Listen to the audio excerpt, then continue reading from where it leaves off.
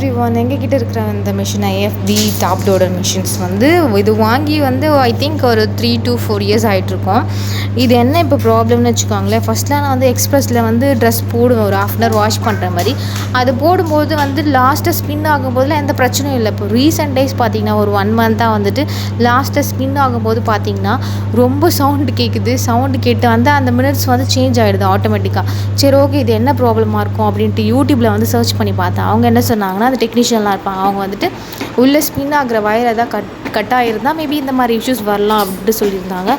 சரி ஓகேன்ட்டு நானும் மிஷின் உள்ளெல்லாம் வந்து டார்ச் எல்லாம் அடித்து பார்த்தேன். பட் எனக்கு எதுவும் பெருசாக டிஃப்ரென்ஸ் எதுவும் தெரியல. ஒரு வேளை நம்ம தான் எதுவும் மிஸ்டேக் பண்ணுறோமோ அப்படி சொல்லிட்டு நான் வந்துட்டு இப்போது சாஃப்ட் கிளாத் அந்த மாதிரி இருக்கிறது கூட வந்து ஜீன்ஸ் அந்த மாதிரி மிங்கிள் பண்ணி போடுவோம். ஒரு வேளை இதனால தான் அப்படி இருக்குமோ அப்படி சொல்லிட்டு நான் என்ன பண்ணேன்னா வந்துட்டு யூஸ்வலாக வந்துட்டு நான் எக்ஸ்ப்ரெஸில் போடுறதை விட்டுட்டு பவர் வாஷில் கொடுத்தேன். அது கொடுக்கும்போது பார்த்திங்கன்னா எந்த ப்ராப்ளமே வரல, சவுண்டு கேட்கல, மினிட்ஸ் மாறல, எல்லாமே வந்து பர்ஃபெக்டாக வந்துச்சு.